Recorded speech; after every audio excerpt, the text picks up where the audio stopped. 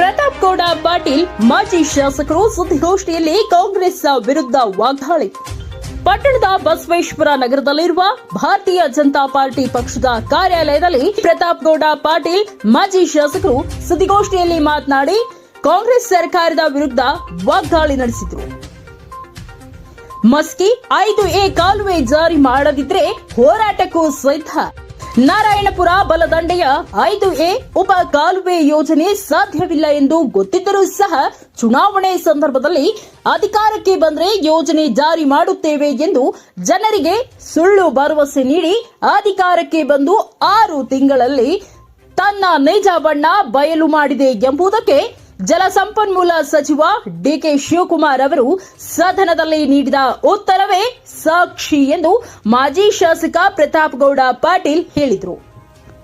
ಪಟ್ಟಣದಲ್ಲಿ ಶನಿವಾರ ಸುದ್ದಿಗೋಷ್ಠಿ ಉದ್ದೇಶಿಸಿ ಮಾತನಾಡಿದ ಅವರು, ಜನರಿಗೆ ಮಾತು ಕೊಟ್ಟಂತೆ ಸರ್ಕಾರದ ಇದೀಗ 5A ಕಾಲುವೆ ಯೋಜನೆ ಜಾರಿ ಮಾತು ಉಳಿಸಿಕೊಳ್ಳಲಿಲ್ಲ.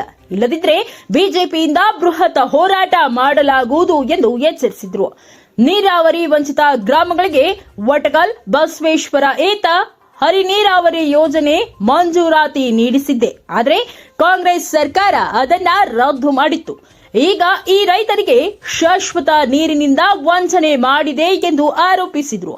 ನನ್ನ ರಾಜೀನಾಮೆಯಿಂದ ಕ್ಷೇತ್ರದ ಕೆರೆಗಳಿಗೆ ನೀರು ತುಂಬಿಸಲು ಬಿಜೆಪಿ ಸರ್ಕಾರದಿಂದ 500 ಕೋಟಿ ಅನುದಾನ ನೀಡಿತ್ತು. ನಾನು ಸೋತರೂ ಪರವಾಗಿಲ್ಲ, ಕ್ಷೇತ್ರದ ಜನರಿಗೆ ನನ್ನಿಂದ ಅನುಕೂಲವಾಯಿತಲ್ಲ ಎಂಬ ತೃಪ್ತಿ ಇದೆ ಎಂದರು. ಮಸ್ಕಿ ಕ್ಷೇತ್ರದಲ್ಲಿ ತಾಲೂಕು ಆಡಳಿತ ಯಂತ್ರ ಸಂಪೂರ್ಣ ಕುಸಿದು ಹೋಗಿದೆ. ಅಕ್ರಮ ದಂಧೆಗಳು ರಾಜಾರೋಷವಾಗಿ ನಡೆಯುತ್ತಿವೆ. ಶಾಸಕರು ಕ್ಷೇತ್ರದ ಅಭಿವೃದ್ಧಿ ಮರೆತಿದ್ದಾರೆ ಎಂದು ದೂರಿದರು. ಈ ಸಂದರ್ಭದಲ್ಲಿ ಬಿಜೆಪಿ ಮಂಡಳ ಅಧ್ಯಕ್ಷ ಶಿವಪುತ್ರಪ್ಪ ಅರ್ಲಹಳ್ಳಿ, ಸೈಥಣ್ಣ ಹೂವಿನಬಾವಿ, ಡಾಕ್ಟರ್ ಬಿಎಚ್ ದಿವಟರ್, ಮಂಡಳ ಪ್ರಧಾನ ಕಾರ್ಯದರ್ಶಿಗಳಾದ ಶರಣಬಸವ ಸೊಪ್ಪಿಮಠ್, ಮಲ್ಲು ಯಾದವ್ ಇತರರು ಉಪಸ್ಥಿತರಿದ್ದರು.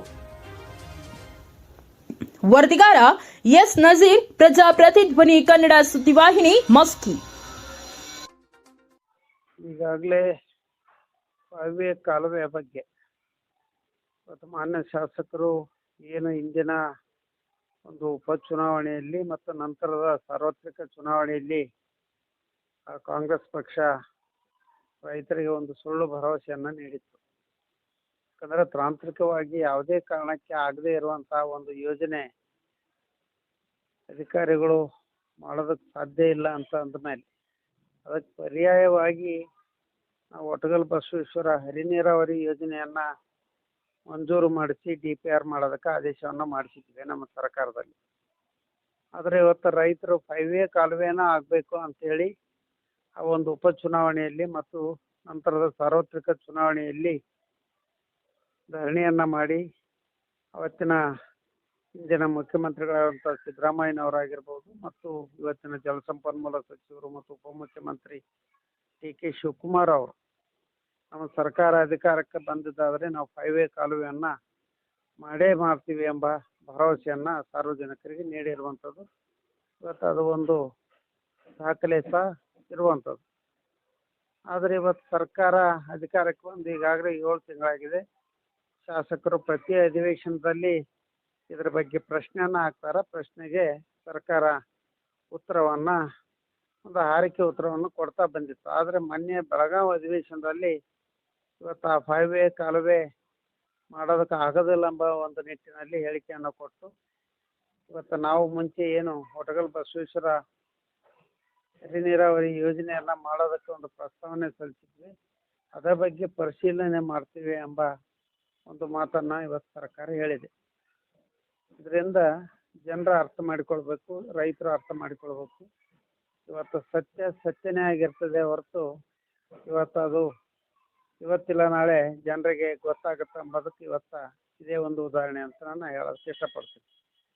ಇವತ್ತು ಜನರಿಗೆ ಮೋಸ ಮಾಡುವ ನಿಟ್ಟಿನಲ್ಲಿ ಇವತ್ತು ಕಾಂಗ್ರೆಸ್ ಪಕ್ಷ ಮತ್ತು ಇವತ್ತಿನ ಶಾಸಕರು ಜನರಿಗೆ ಈ ಒಂದು ಸುಳ್ಳು ಭರವಸೆಯನ್ನು ಹೇಳಿದ್ದಾರೆ ಮತ್ತು ಇನ್ನೂ ಸಹ ಮತ್ತೆ ನಾನು ಮಾಡ್ತೀನಿ ಎಂಬ ಹೇಳಿಕೆಯನ್ನೇ ಕೊಡ್ತಾ ಇದ್ದಾರೆ.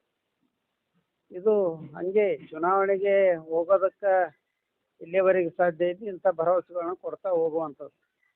ಅದಕ್ಕೆ ಇವತ್ತು ನಮ್ಮ ಒತ್ತಾಯ ಇಷ್ಟೇ, ಇವತ್ತು ಅವ್ರ ಸಂತೋಷ, ಅವರು ಮಾಡ್ತೀವಿ ಅಂತ ಹೇಳಿದ್ದಾರೆ. ಅವರು ಸರ್ಕಾರ ನಾವು ನಮ್ಮ ಸರ್ಕಾರ ಬಂದ್ರೆ ಖಂಡಿತ ಮಾಡ್ತೀವಿ ಅಂತ ಹೇಳಿದ್ರು. ಹೀಗಾಗಿ ಇವತ್ತ ಆ 5A ಕಾಲುವೆಯನ್ನೇ ಮಾಡ್ಬೇಕಂತ ನಮ್ಮದು ಸಹ ಒತ್ತಾಯ ಆಗಿದೆ. ಇವತ್ತು ರೈತರ ಪರವಾಗಿ ನಾವು ಧ್ವನಿಯಾಗಿ ನಿಂತು ಹೋರಾಟವನ್ನು ಮಾಡ್ತೀವಿ. ಅದು ಯಾವುದೇ ಕಾರಣಕ್ಕೆ ಮಾತು ಕೊಟ್ಟಂತೆ 5A ಕಾಲುವೆ ಆಗ್ಬೇಕಂತೇಳಿ ಇವತ್ತು ಕಾಂಗ್ರೆಸ್ ಸರ್ಕಾರದ ಮೇಲೆ ಮುಖ್ಯಮಂತ್ರಿಗಳು ಮತ್ತು ಉಪಮುಖ್ಯಮಂತ್ರಿಗಳ ಮೇಲೆ ಒತ್ತಾಯವನ್ನು ಮಾಡ್ತೀವಿ. ಮತ್ತು ಇವತ್ತು ಶಾಸಕರು ಅದರ ಬಗ್ಗೆ ತಮ್ಮ ಒಂದು ನಿಲುವನ್ನು ಸ್ಪಷ್ಟಪಡಿಸ್ಬೇಕಂತೇಳಿ ಈ ಮೂಲಕ ನಾನು ಒತ್ತಾಯಿಸ್ತೇನೆ. ಒಟ್ಟಾರೆಯಾಗಿ ಆ, ಸಾರ್ವಜನಿಕ ರೈತರಿಗೆ ಏನೈತೆ 5A ಕಾಲುವೆ ಹೋರಾಟವನ್ನು ಮುಂದಿಟ್ಟುಕೊಂಡು ಚುನಾವಣೆಯಲ್ಲಿ ಸುಳ್ಳು ಭರವಸೆ ನೀಡಿ ಒಂದು ಚುನಾವಣೆ ಎದುರಿಸಲಿಕ್ಕೆ ಒಂದು ಪ್ಲಾನಿಂಗ್ ಮತ್ತು ಇದೆಲ್ಲ ಮಾಡಿರ್ತಕ್ಕಂಥದ್ದು ಒಂದು ಸನ್ನಿವೇಶ ಮೇಲ್ನೋಟಕ್ಕೆ ಕಂಡು ಬಂದಿದ್ದು ನಿಜ ಅಂತ. ಖಂಡಿತ ಜನರಿಗೆ ಮೋಸಗೊಳಿಸೋದಕ್ಕೆ ಇವತ್ತ ಕಾಂಗ್ರೆಸ್ನವರು ಆಫ್ ದಿ ರೆಕಾರ್ಡ್ ಭಾಳ ಕಡೆ ಮಾತಾಡಿದ್ದಾರೆ. ಸುಮ್ಮನೆ ಚುನಾವಣೆ ಗೆಲ್ಲೋದಕ್ಕೆ ನಾವು ಹೇಳಿದ್ವಿ ಅದು ಹೆಂಗೆ ಆಗತ್ತಾ ಅಂತೇಳಿ ಇವತ್ತು ಭಾಳಷ್ಟು ಜನಪ್ರತಿನಿಧಿಗಳು ಮಾತನಾಡಿರುವಂಥದ್ದು ಇವತ್ತು ದಾಖಲೆ ಇದೆ. ಹೀಗಾಗಿ ಆಗದೇ ಇರುವಂಥ ಯೋಜನೆ ಬಗ್ಗೆ ಜನರಿಗೆ ಒಂದು ತಪ್ಪು ದಾರಿಗೆ ಎಳೆದು ಇವತ್ತು ಚುನಾವಣೆಯಲ್ಲಿ ಗೆದ್ದಿರ್ಬೋದು. ಆದರೆ ಇದು ತಾತ್ಕಾಲಿಕವಾಗಿರುವಂಥ ಒಂದು ಗೆಲುವು ಅಂತಲೇ ನಾನು ಭಾವಿಸ್ತೇನೆ. ಇವತ್ತು ಜನರಿಗೆ ಖಂಡಿತ ಮುಂದಿನ ದಿನಮಾನಗಳಲ್ಲಿ ಇದರ ಬಗ್ಗೆ ಪಶ್ಚಾತ್ತಾಪ ಪಡುವಂಥದ್ದು ನಿಶ್ಚಿತವಾಗಿದೆ. ರೈತರ ಜೊತೆ ನೀವು ಖಂಡಿತವಾಗಿಯೂ ರೈತರ ಜೊತೆ ಇದ್ದೀರಿ ಹೋರಾಟದಲ್ಲಿ, ನೀವು ಕಾಲುವೆ ಹೋರಾಟದಲ್ಲಿ. ಅಲ್ಲ, ಖಂಡಿತವಾಗಿ ಇವತ್ತು ನಮ್ಮ ರೈತರಿಗೆ ನೀರಾವರಿ ಆಗಬೇಕೆಂಬುದರಲ್ಲಿ ಎರಡನೇ ಮಾತಿಲ್ಲ. ಆದರೆ ಅದು ಯಾವ ರೀತಿಯಿಂದ ನೀರಾವರಿ ಆಗಬೇಕು ಎಂಬ ನಿಟ್ಟಿನಲ್ಲಿ ಇವತ್ತು ರೈತರಿಗೆ ಅನುಕೂಲವಾಗುವ ನಿಟ್ಟಿನಲ್ಲಿ ನಾವು ಯೋಜನೆಯನ್ನು ಸರ್ಕಾರದ ಮೇಲೆ ಒತ್ತಡವಾಗಿ ರೂಪಿಸಿದ್ವಿ. ಆದರೆ ಆ ರೈತರ ಬೇಡಿಕೆ ಇರುವಂಥದ್ದು 5Aನೇ ಕಾಲುವೆ ಬೇಕು, ನಮಗೆ ಬೇರೆ ರೀತಿಯಿಂದ ನೀರಾವರಿ ಬೇಕಾಗಿಲ್ಲ ಎಂಬ ಒಂದು ನಿಲುವನ್ನು ಅವರು ಪಡೆದಿರೋದ್ರಿಂದ ಇವತ್ತು ನಾವು ಸಹ ಅವರ ನಿಲುವಿಗೆ ಬದ್ಧರಾಗಿದ್ದೇವೆ. ಮತ್ತು ಇವತ್ತು ಈ ಸರ್ಕಾರ ನಮ್ಮ ಸರ್ಕಾರ ಬಂದ್ರೆ ಮಾಡ್ತೀವಿ ಅಂತ ಒಂದು ಏನು ಭರವಸೆ ಕೊಟ್ಟಿದ್ರು, ಇವತ್ತು ಅವ್ರದ್ದೇ ಆದಂಥ ಸರ್ಕಾರ ಇದೆ.